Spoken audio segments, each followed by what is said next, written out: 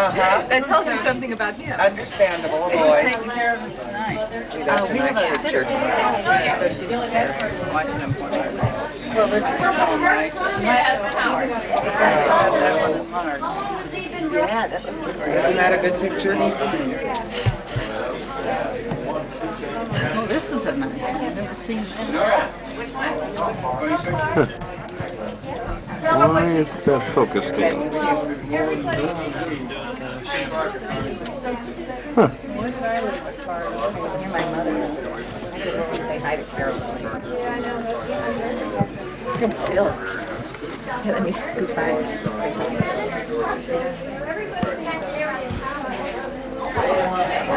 Our young son's real. Hi. Well,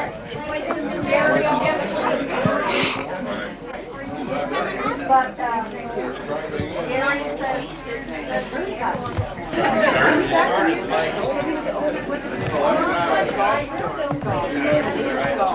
Could have been both, because I watched other cars. Yeah, because somebody was talking about and they said, very, you're asking me. Jimbo, how are you? See you in a while. we didn't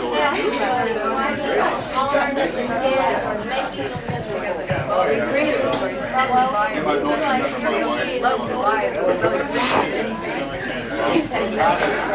And now,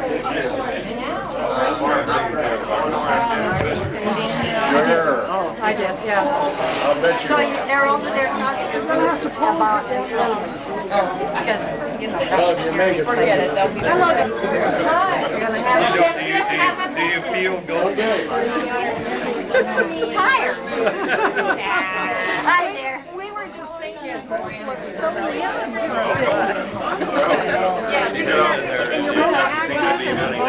Well,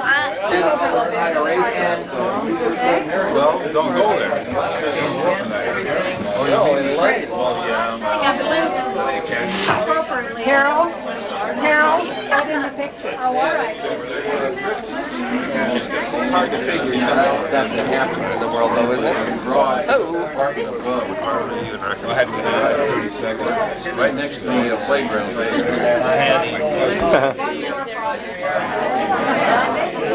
My mother, you know her. She took us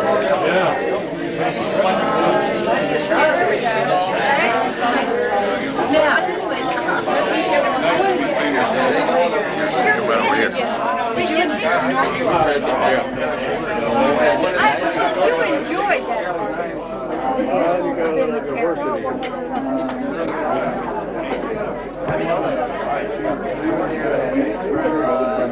Somebody's got to do it, but you over there.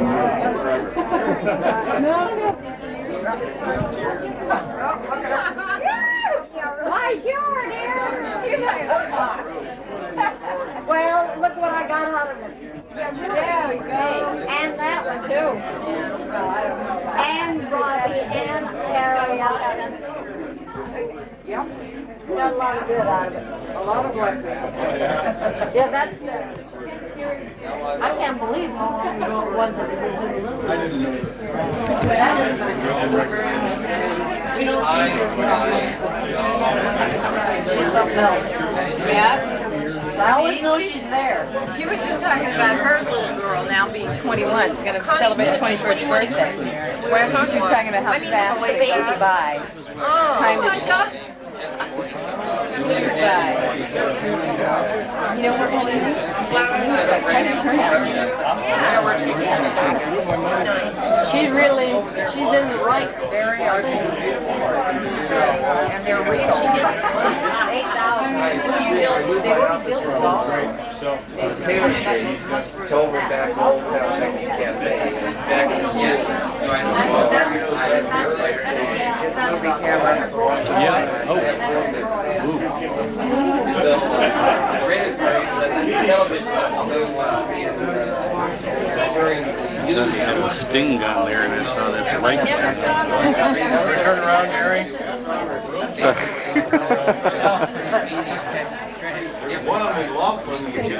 Everything was said.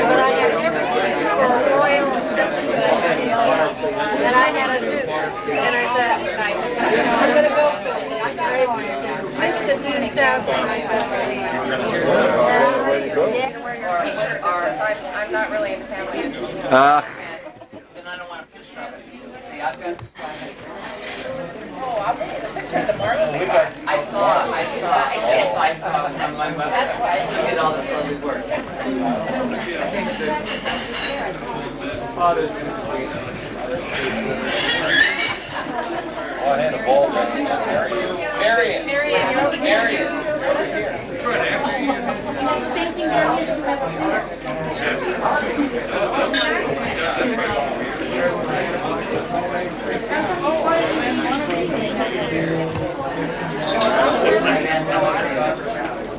not going to tell that flasher joke again, all right?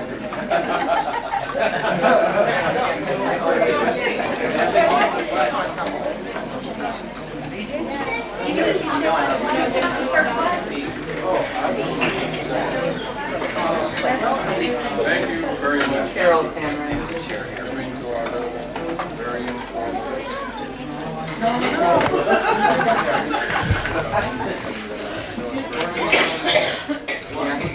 Very difficult for everybody.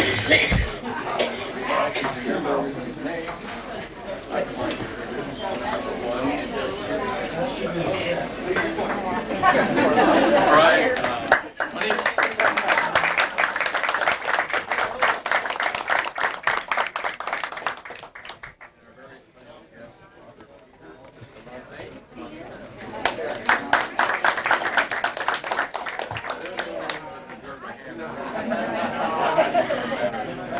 Don't matter.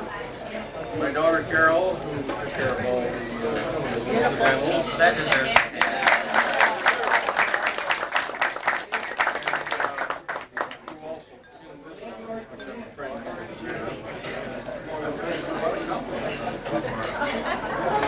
And Carol's son Michael and Harry, her husband, and Jensen. This is Howard and Ruth Hector, very special friends. My wife Juanita from the early Good day. Little League days. Little late day. Good day. And my niece Kate and my daughter Bonnie. Folks would share. And Juanita's cousin is Francis, and husband Don, my sister Marion. Oh, that's my niece, Janet. And in the back is my sister Dorothy, my husband Dory, and sister and her husband. Very special friends, Jim and Barbara Alexander.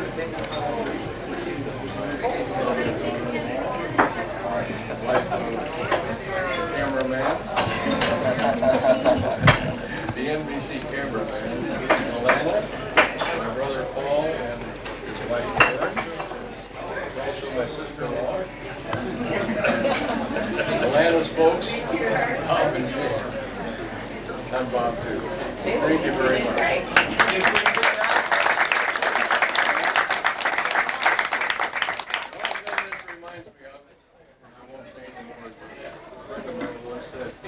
You know, Arthur, you've been married for a long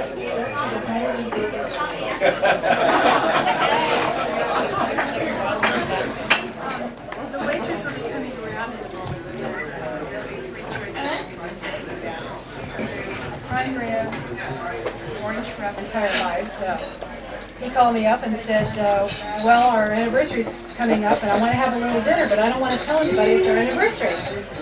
I said, no, why don't you want to tell anybody? He said, well, I don't want him to bring any presents. I said, it's very simple. You say no presents. So, Then I changed my mind. Too late. And it was too late. Too late. So on the way out, he said, drop the check on the book.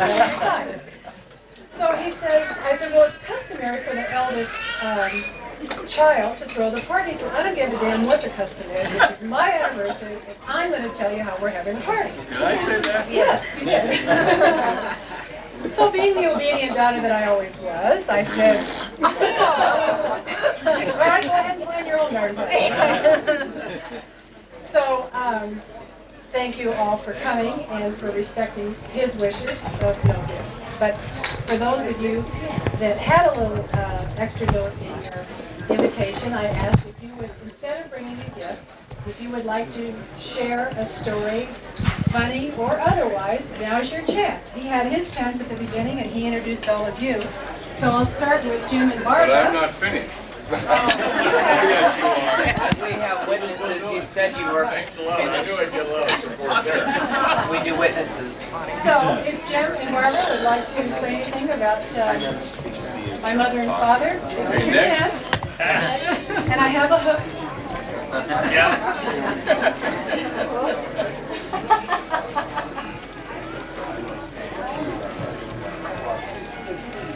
Well, you know, having come along quite late in the game compared to those of you who were here all the way, I can't say a whole lot that you didn't actually experience, but I just wanted to say a few things here that about the fellow over here in the picture who has the page boy haircut and who shows up in the picture shortly thereafter with a leather jacket on, and who shortly thereafter that shows up behind a young lady here with another leather jacket on and on someone's motorcycle.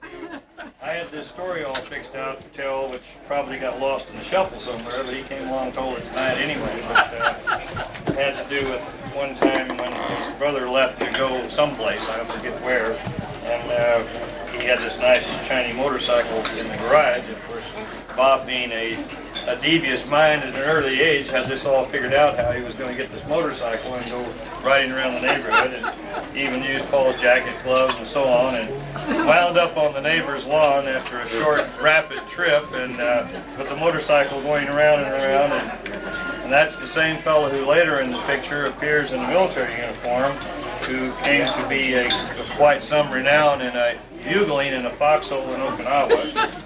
And shortly thereafter came back and wound up again with his brother on a slightly different scale this time in a place called Air City Ambulance.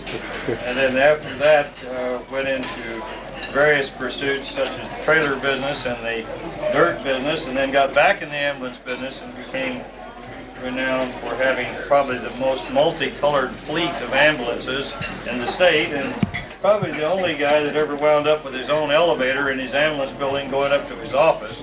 He's quite famed for those sorts of things.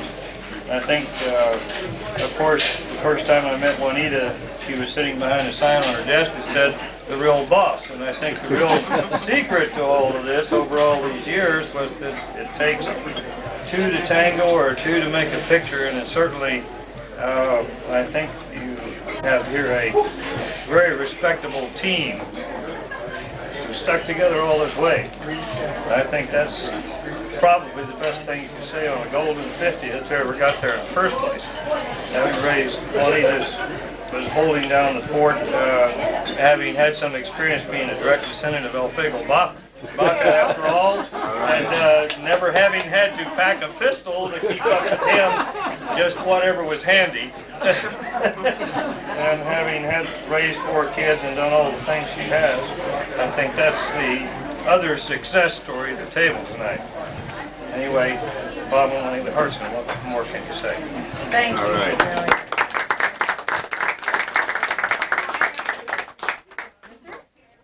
Oh, this goes back a long time, but brother-in-law Bob here had purchased a new Pontiac, and he kept it, and of course he didn't move it very fast on city streets. But I bought a new Chevy shortly thereafter, and I saw him on the free one day, and I went by him at a pretty good clip. He couldn't catch me. And he didn't arrive home for about 3 hours because he was taking a detour up to Austin's garage to get a tune-up right here. But Bob always has tried to be first, and he's been first in a lot of things, in both his business and his recreation. And he was #1 ambulance people in San Diego, and he's one of the finest amateur golfers in this area as well.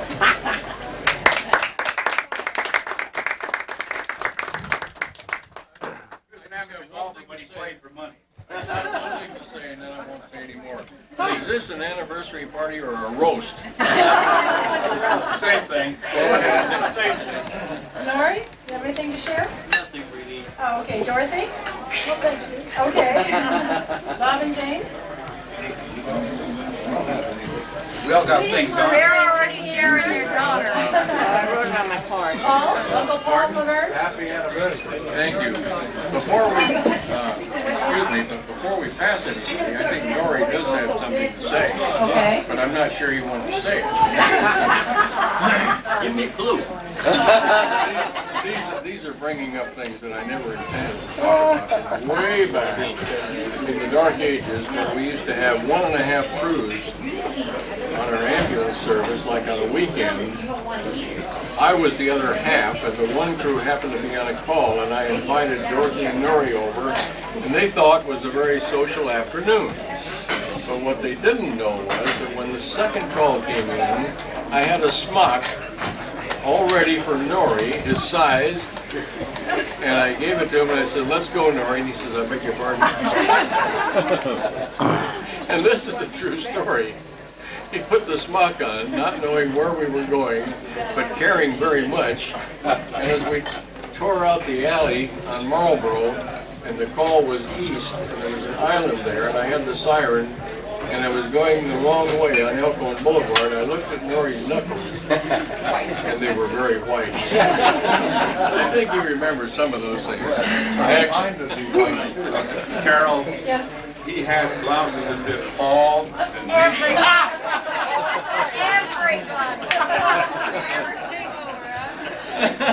Yes, he did, Jack, to fit all of them. That's right. That's right. Well, Uncle Paul, have you narrowed it down to, very few? Okay. They can't hear you back there, Paul. Yep, stand up, Dad. Paul, stand up and turn around because we've heard all your stories.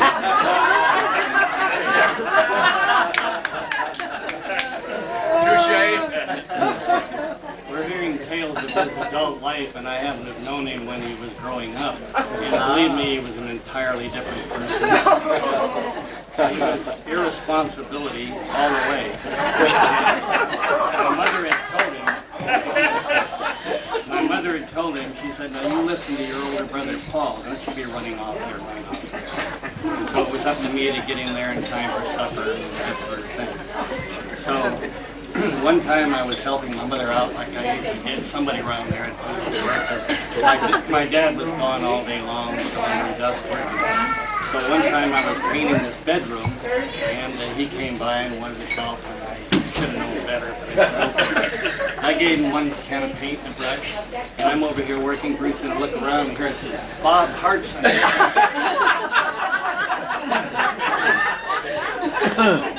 Took 4 coats of paint. Cover it up. I don't remember. One other thing. Oh, I know. Oh, yes. Once my mother pointed out one of the rooms in the house that had kind of a sagging ceiling. And could I possibly go up in the attic and see if there was any repair I could make on that? The plaster was cracking. So I go up there with my ladder and peer in there, and I see a huge pile of mattress ads that he was paid to deliver, and somehow or other, they all got shoved up in the bag.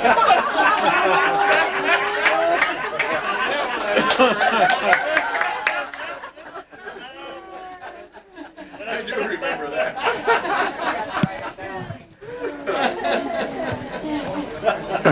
Then there was a time out at the Mission Beach Ballroom where I'd gone out with my girlfriend to have a nice quiet evening of dancing and listening to the music. And all of a sudden this little kid tugs at me and he says, "Hey," he says, "the kid has been picking on me for a long time." And he said, "I'm going to have to fight him sooner or later. And so we're going to go outside tonight." And so I thought, well, I'd go out there and make a nice fair fight. And before things ended up, I'm the guy that I said,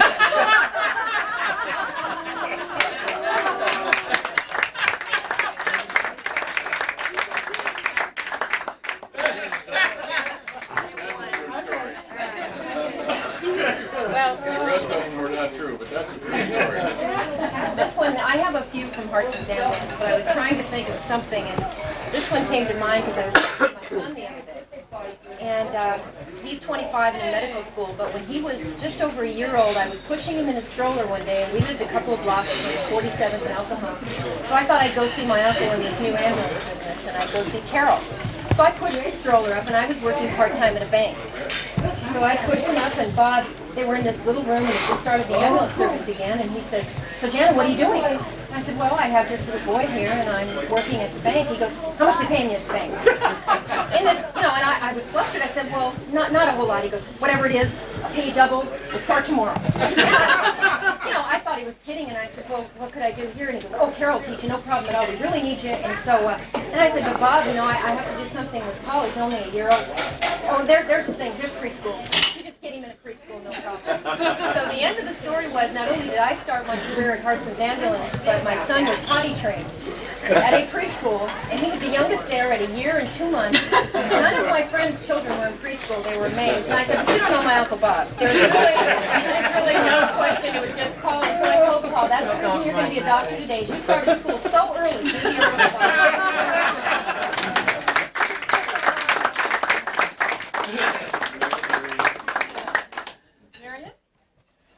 Happy anniversary. John and Francis? I wish you all the happiness, Juanita. You and Bob both. Thank you, dear. Gordon, Bonnie? We both want to say congratulations. You can do better than that, Bonnie. You took up all my airtime.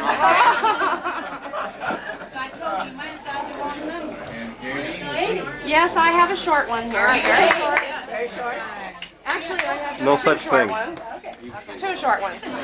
I also was given the opportunity to work at Hartson's Ambulance, and of course I had a little bit different type of experience because Bonnie was always lurking in the background there trying to get me in trouble at different times. Wait a minute, you didn't tell me I was in the story. Wait a minute. Oh, yes, you are. Oh, every story. Yeah, look at her. And I remember that I caused a little bit of dissension in the office because I was treated a little bit differently. And, of course, it didn't help that my last name was Hartson as well. And so Bob would periodically come in and check and see how I was doing. And so all of a sudden, after about the first week of Bonnie coming in the mornings and asking me what I wanted for breakfast, and I put my order in, and then she'd come back 15 minutes later and motion me out, and I'd go over to the house, sit down, have a nice breakfast, go back. So all of a sudden, after about a week of that, Carol calls me into her office and she says, "You know, Kate," she says, "the other girls are getting awful upset about this. They're coming in the other day, they overheard you telling that you'd like to have French toast with your eggs scrambled." And I said, "But wait a minute, Bonnie says it's okay." She says, "You better talk to the boss and forget about Bonnie." And the second thing is that this stands out in my memory. I mean, I'll never forget this. After I'd been there for about 8 or 9 months, I all of a sudden found myself without a car. My husband at that time was having to drive it out to Point Loma to work, and we were down to one car. So I'd start, he'd drop me off, and I'd take a bus, and I'd get there, and pretty soon I was end up coming in half hour late each day. It kind of got a little bit later and later.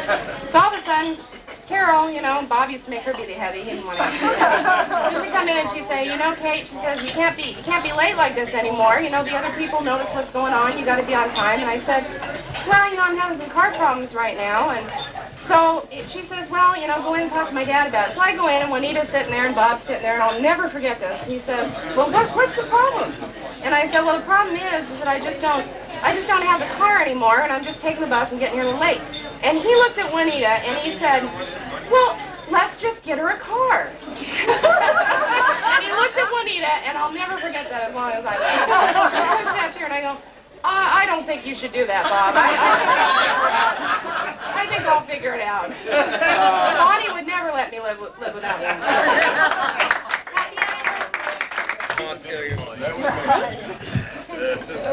Well, I really feel like an outcast. I'm not part of the family. I'm just a good friend.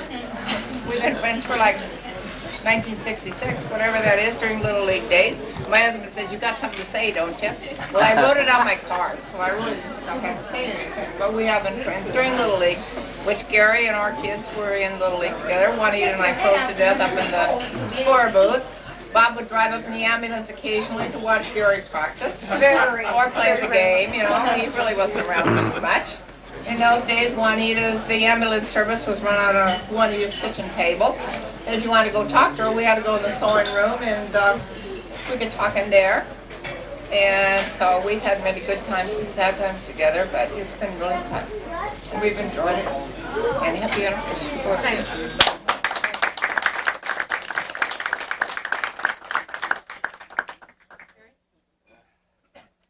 Well, I really wasn't going to say anything. So, but since that I'm here and I'm one of those gregarious types, I thought I'd jump back and put in my 2 cents. That means shy and bashful. Shy and bashful. Hey, I've been on Roger Hedgecock's show and I survived. What can I tell you?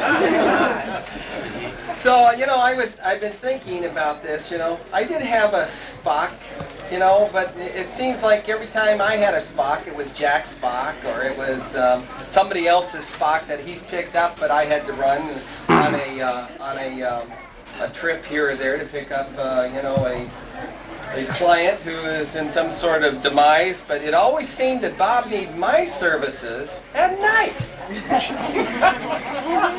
So it'd be like 8 o'clock at night, and all of a sudden I'm studying, you know, at night. And he calls me, and boom, it's over here, put on this Spock. It either fit or it didn't, we'd be off. And, you know, I was the person that picked up there in the late evening hours. And when he first started back the business, of course, he ran it from the kitchen table. And in the afternoon, Bob always had to go down to the club to play cards. This is line going on. So, Bob concocted up to say, well, Harry has to study anyway. You know, so Harry can come sit at the kitchen table, he can study and answer the phones at the ring. And he says, now, this is before he had any two-way radios or anything like that, so we had to plan everything by telephone at that time. So between the time, you know, if something happened, between the time he left the house to the time he got out of the club, and I had to call and tell him, or he'd call me when he'd get there. Well, one time, he hadn't left, but about 10 minutes and all came in. And Carol and I were both there at the particular time, and what to do? How do we do this? So Carol and I decided the only way I could do it is I jumped in. I believe it was a green Buick we had at that time, was it? Anyway, I zoomed down to the club. I was cruising to catch up with him. Carol had made a call to let him know I was there. I zoom in. I figured he's going to come in like hell, and he comes over. He says, "It was a false, you know, everything canceled the call." And here I am. I'm figuring that I was doing something real important at the time. It turned out to be nothing. Well, we have lots of stories. One of my favorite, and I've told it many times, is Juanita and Bob go off to Las Vegas. Leave Carol and I in charge. And and Bob had put the attendants upstairs. There were two of them, and so I had gotten my license and my Red Cross thing so I could be an ambulance driver. And this was the green Buick. And we had a call. He's over in Las Vegas having a good time, and we have this call to go down to Chula Vista in a mobile home park. Very heavy woman, 300 pounds. And she was in the back of this trailer, and to get this woman out was a chore in itself. The firemen helped us and everything like that. And we had this Buick station wagon. And we got her out, to the gurney, and we lifted up the gurney and started putting in. And the distance was not enough. So we had to tell her to suck it in to get her in. That's some of this. But many of these stories, I'll wind up with my last. And this is a recurring story always, and it was one that Juanita always bested Bob. Always. He would come home. One of the fine things is, Juanita, I don't want you to cook tonight. So he'd go, and there were a lot of restaurants he liked, but one of them was Shanghai Lo, a Chinese restaurant, 54th University. And he liked that, and so he'd call up and say, hey, we're all, why don't I just go down and pick up Shanghai Lo and bring home some Chinese food? So he'd bring in the Chinese food, and he liked everything to start as soon as he walked in with the food, so we could start eating. And so, let's say that Carol wasn't there, or Bonnie wasn't there, or Gary wasn't at the table, he'd get upset because he was ready to go to eat. And so there'd be some exchange, and he'd have some wise remark. And is such as, he says, well, you know, I can always remedy that, Juanita. You know, we can just cut it right now. And Juanita would go, thank God, thanks for answering my prayer.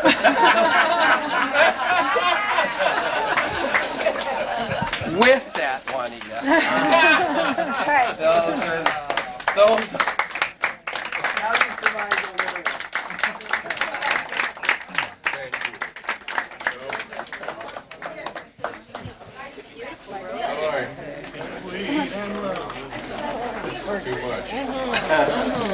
Michael? Corey and I would just like to thank you for being great grandparents, and specifically Grandpa for being so humorous and Grandma for being so kind all the time. Thank you. Well, I thank you and Corey for being part of our family. Well, Your turn, Carol. my turn. Let me see if I got enough tape here. I promise I'll be brief. Everybody's had humorous stories, and if I can be serious for a moment, all of you know, despite Dad's little idiosyncrasies and Mother's always hard-working nature, they're two very fine people. They've done a lot of good for many, many people in San Diego, not only in their business, but there's never been anybody who needed anything except me that had to ask. I had to ask. But most of the time, he knew when somebody needed something and he was there to help. Of course, Mom usually ended up fixing all the meals for all the people that were hungry, but she didn't. He has given me a lot of values that I value very much. I've tried to pass them along to my children. A couple of them that I remember most, one I don't do so good on. One has never owed anybody any money. I don't do so good on that one. The other is always to be able to get up in the morning and look at yourself in the mirror and know that you've been a good person. They can do that every morning. That's not a problem. It's something I've tried to live by, and something I think is really important and probably pretty rare these days. But for all the good he's done for all the people in San Diego and everyone who knew him and needed someone, as usual, there was a very strong, wonderful woman standing behind him, giving him all the leeway he needed for everything he did. And Mother was always there also. I thank you both. I'm very proud. And I think this is a wonderful thing. Mother, I don't know how you've done it for 50 years. I really don't. It shows how strong the Baca genetics really were.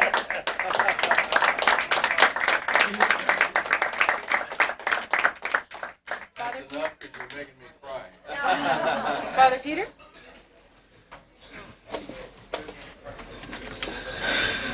Well, first of all, I'd like to say that I'm very honored to be here this evening with Bob and Juanita on such a wonderful occasion, and with their beautiful family and their very close friends. My relationship with the Hartsons began when I was a deacon in 1977 at Our Lady of the Sacred Heart Parish.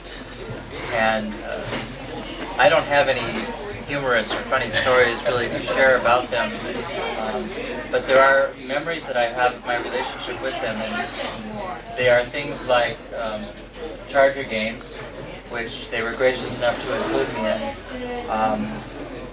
When I was a deacon, Juanita used to call me at night and give me advice. I don't know if you knew this, Bob.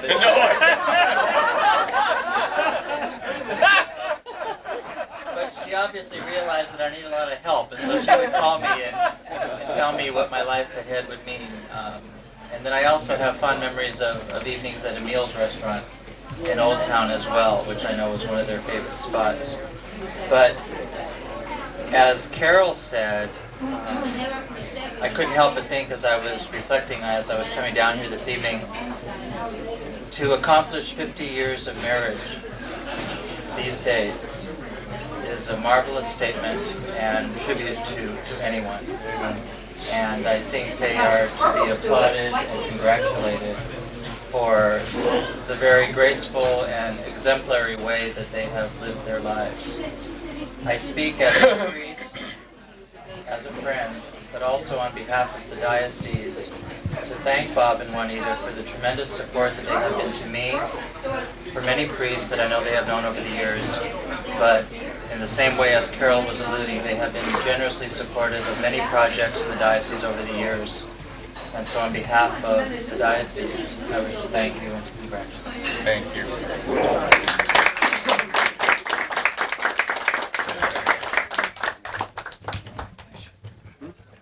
It's recording. Okay, Alana? Oh, I get to say something? Really good check. Well, actually, you know, I'm in the most wonderful position of all because I have Juanita as an example for me because I've got a look-alike here. They are so much alike. I don't know how many times I've gone to Juanita and said, Juanita, I'm going to kill him. He did this and he did this. And she says, oh, Bob does that all the time. You guys think he's the humorous one? Nothing. She always tells me, just ignore it. It'll blow over you. Ignore it. Just go on and forget about it. It's the most wonderful example I could ever have. We can always live in hope that we will attain this feat, this momentous feat here. But there'll probably still be more times when I go to her and say, Juanita. Well, it can't be done if you ignore them.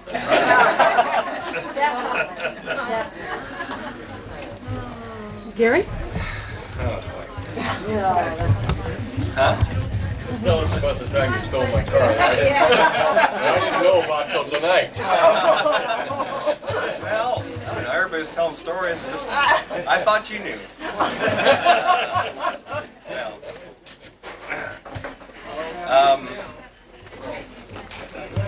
A lot of the things that Carol said, obviously, I'd like to echo. There's so many funny stories. So many of them. Starting with when I was about 6 or 7 years old, and I was convinced he was a genius because we'd be driving down the highway and he'd say, see that sign way down there that says mile 1? I said, no, what do you mean? Drive about 30 seconds later, mile 1. What's going on here? See that thing that says mile 3 way down there? And I was getting so upset, you would not believe it, how he knew these things. And of course, a lot of times when I was a teenager and I was started early in the music business, and we go round and round about that, but he's the one who actually got me started in the business because he gave me our first paying job when we were, Harry Longerbeam and I, my partner, were 9 and 10 years old. And we got 75 cents each to sit there and play for their ambulance meter.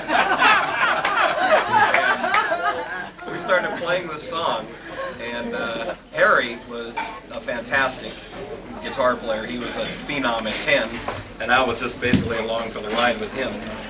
And everything was going fine. They were real impressed and everything until I started singing. And then they all start covering their mouths and shaking.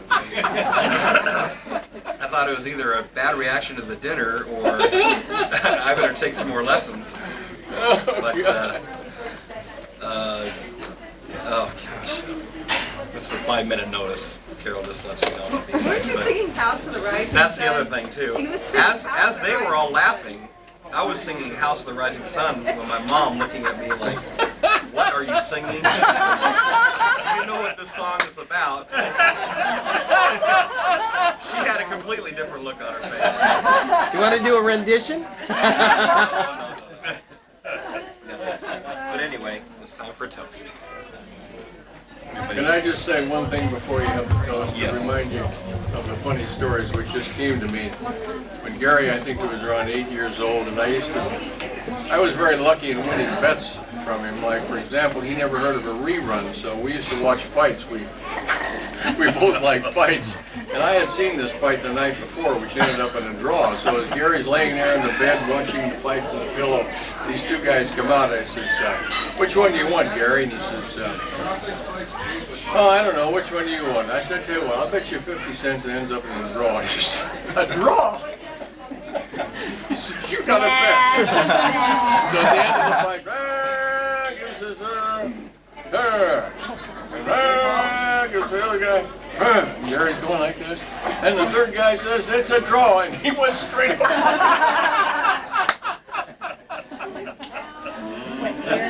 Gary, That was a dirty thing to do. excuse me. Mother, we haven't heard from you tonight. That's right. And I think it's your turn. And by the way, there's one thing I did forget to say. I know you're going to make it to 105. I have no doubt. I got a story about that too. Well, I am so happy and I am so thrilled that you all came tonight. And you haven't any idea how much it meant to Bob and I to be able to plan this. He, because he got his own way, and me, because well, I had you all here together. And you know, it is nice to hear good things once in a while. But for he and I, we have our wonderful children, we have our super duper grandchildren. I have a beautiful daughter-in-law, and her mother and father have become our close friends.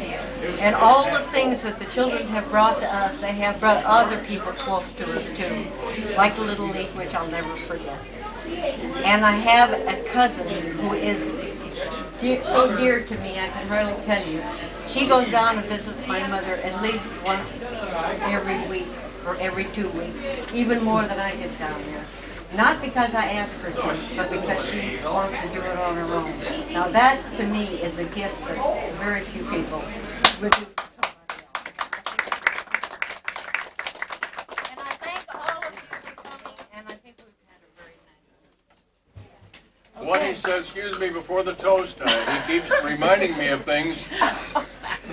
When Gary was, I think, 5 and Bonnie was 7 or something like that, they were out in the patio and Juanita and I were in the house and we heard this god-awful screaming. And Bonnie come running in the house. I said, what's the matter? She told me to go to hell. I didn't have to do it. Juanita brought him in the bathroom, sat on the toilet, took him over her knee, and he looked up and he said, how many times are you going to hit me?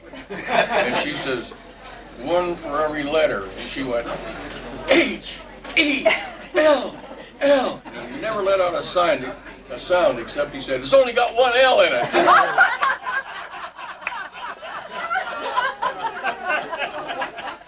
True story. So I bought him a word processor. Well, here's to a wonderful 50 years, and maybe you'll have 50 more. Happy anniversary. That reminds me of another story. Happy anniversary. Thank you. Thank you all so much.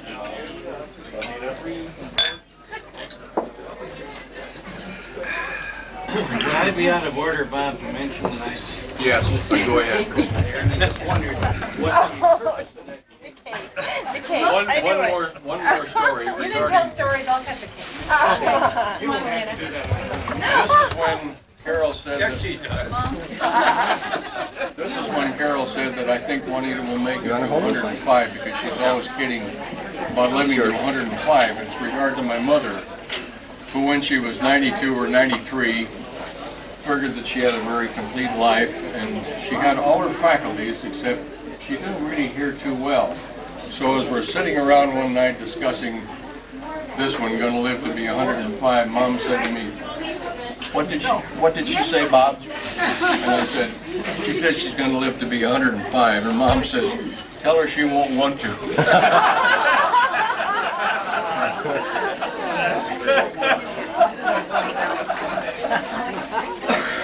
So we'll let Mom and Dad, I'm not quite sure what the first wedding was like, but we'll get a I can tell you what it was like. Anyway, so the ceremonial first piece of cake, Mom, this is it? This is your job? Yeah. Come on, you two. I want to try for 51. We're not supposed to do it the funny way, are we? Oh, you're supposed to be nice. Yeah. Nice. Like this? Is this the way we're supposed to do it the funny way? Nice. Nice.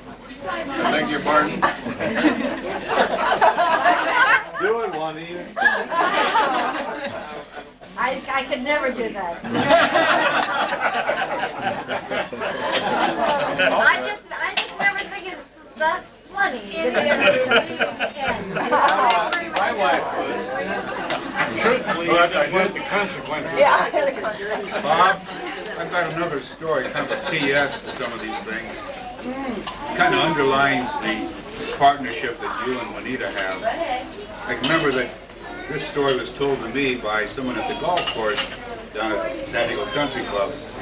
You'd gotten in some kind of a dispute with some other fellow about the quickest way back to Marlboro. Yeah, that's too corny. And that may be, but this guy says, well, I'll bet you money I can get there faster my way than you can your way, Bob. Bob says, no, I'll bet you $50 you can. Because Bob has always had a lot of money. So this guy takes off at Hyde Park. Bob goes back into the clubhouse and looks at his watch and he picks up the telephone. And, Yeah, you didn't tell the part of this story was come up to Marlboro on El Cajon Boulevard. I didn't want to wait for him, so I said, whoever gets there first, Yeah. we'll put a penny on the curb. Put a penny on the curb. He thought that Right. was kind of strange, but he said, okay. Will you tell the rest of the story? No, go ahead. You tell I had to tell you about the penny. Yes, the penny, that's the key. And so Bob goes in and takes his time, goes back in, instead of getting on the road to meet this guy from Marlboro and El Cajon Boulevard, went back to the clubhouse and phones Juanita and says, Juanita, go outside and put a penny on the curb, please. Well, actually, it was Carol. Juanita wouldn't do those. It was cooperation.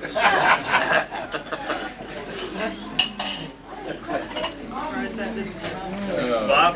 Yeah. Did he pay you off? He refused. He refused. He thought it was skullduggery. Oh, he knew you. I'd like to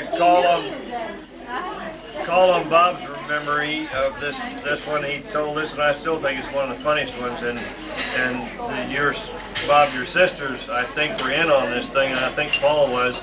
Tell the story about when you hooked the radio up to fool your dad. And remember, you guys rigged this radio up with the microphone. I think it was Paul, and you were young, but what? Well, I still think that's a classic.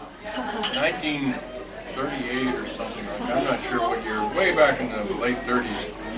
And we bought this, at the time, was a Motorola, a wireless, actually a transmitter, which nobody ever heard of in those days, but you could talk over the microphone, and it would come over about a block away or so. So we got together, we used to play all these records, and we'd laugh and sing, and sometimes talk a little dirty. And this gal lived about 3 or 4 houses down the street. You know, I met her at the grocery store one day. She said, "No, I got that horrendous station on my radio. Sometimes they cuss and everything."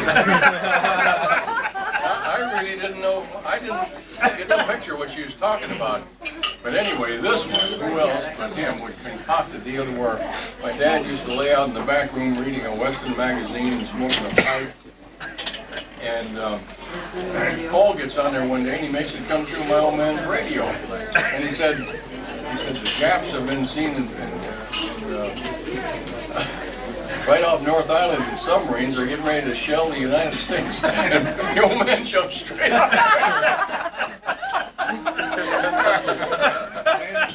Which I thought was terrible. And a good friend of mine that just joined the Navy recently, he pulled it on him and said that the war was imminent and all servicemen should immediately report to their base. Hey, come here, we're just kidding. Paul, I can still see him putting his cigarette out and gotta go, this is serious. We're having a big party and all of a sudden Oliver takes off. He did a lot of those things. I can just see him when it happened. Anything you heard over the radio was the gospel. Right? It was so new.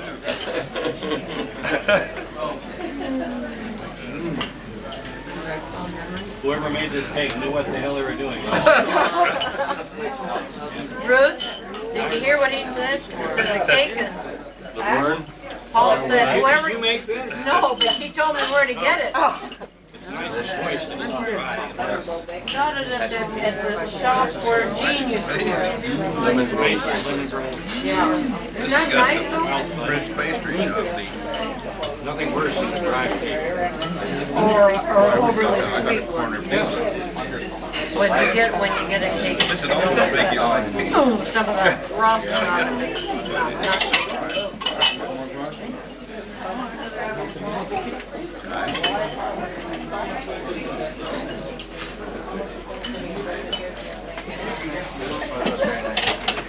Pump it up, Larry. Give me some good footage. Super. Here, I'm gonna shut it off. I don't think we need it anymore. All right. Thank you.